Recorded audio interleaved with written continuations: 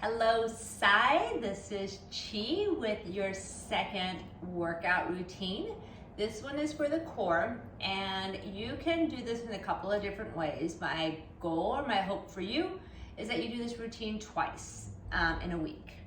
You can tag this onto your post-commute like kind of warm-up, or you can do it after a ride. You can do it before a ride, or maybe as a part of like you're going on a walk and you just want to add some core. This routine is particularly good for a few reasons. There's some core exercises that have some shoulder stability. I know you have a shoulder thing, so I'll give you some modifications. But just like for riding your bike, you want to have your shoulders down and keep your core strong. So there's some of that. There's also some stuff for your hips so that you can drive into the pedals and keeping your core strong throughout it. There's a couple of also rotational things.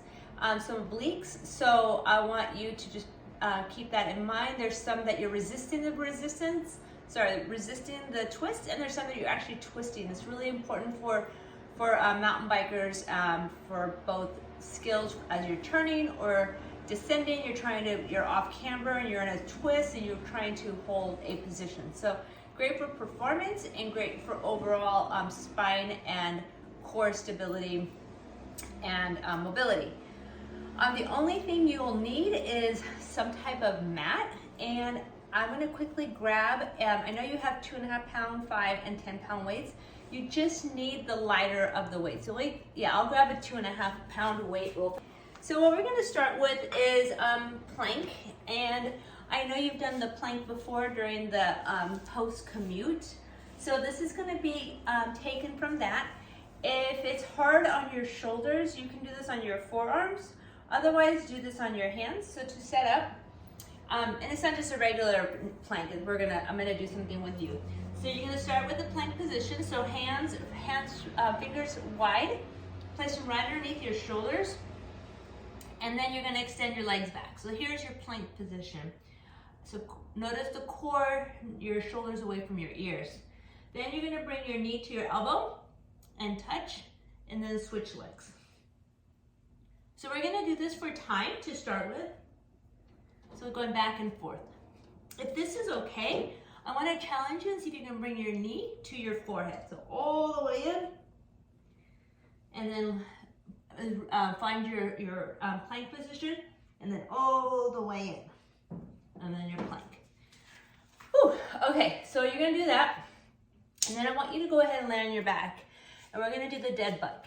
So the dead bug is gonna kind of come off of your pelvic tilt. So you're gonna lay on your back, knees bent, feet on the floor, head down, okay? So just like you do the pelvic tilt, you're gonna tuck your tailbone under, press your back into the mat. And then from here, you're gonna hold this. Bring your knees up so that your knees are a 90-degree angle, and keep tucking your tailbone under, press your palms into your hand, and then press your belly back into the floor. All right, so you're just gonna hold that, and then from here, we're gonna extend your right arm, your right leg, parallel to the floor, pull it back. Notice how your belly is pressed down towards the floor, and then switch. Coming back.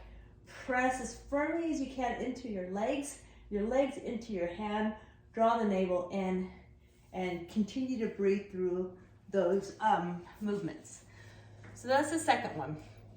The third exercise, there's a total of 5 exercises in your routine. So the third exercise is called a vise, and there's a progression with this as well. So you're gonna reach behind your legs, lean back, and lift your feet off. From here, I want you to imagine someone pulling the top of your head away from your hips, and I want you just to notice your navel in. Your back is for the most part nice and long and flat. If you can, you're gonna extend, otherwise knees bent. All right, here's where the weight comes in. You're gonna grab the weight, you're gonna bring it in front of you, reach both arms out, bring them back together, and then switch sides. So the body wants to rotate with the weight. So the body wants to rotate this way. You're keeping your body nice and strong throughout.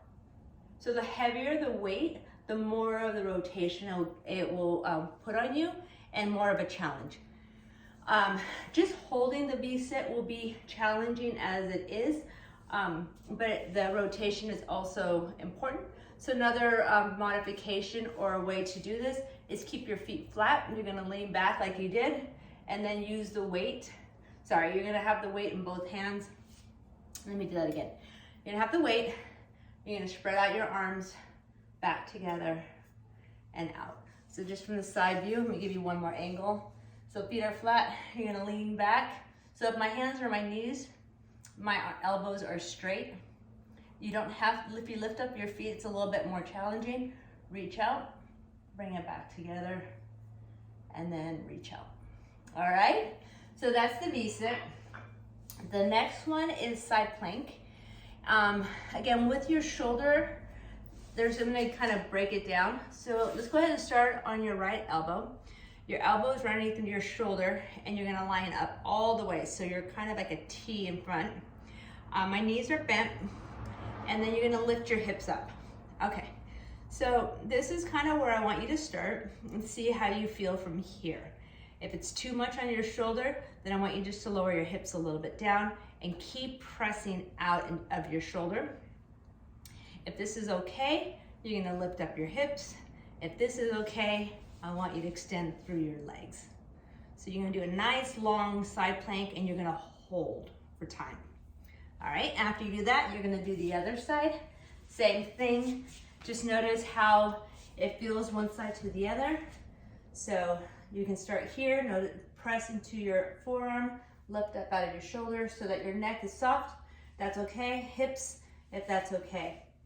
Feet. So there's your side plank. Then the last exercise is for your back. So it's gonna help with posture, with your glutes. It will help with your lower back to help strengthen it, and even a little bit of hamstrings. So it's called the Superman. You're gonna lay on your belly. And to get more of your glutes, I want you to bring your feet closer together. If you want to get more of your back, your legs are more like a V. So I'm going to have my feet a little closer together. My arms are going to be like goalposts. And I'm going to lift up my elbows, lift up my hands, my chest, and my feet.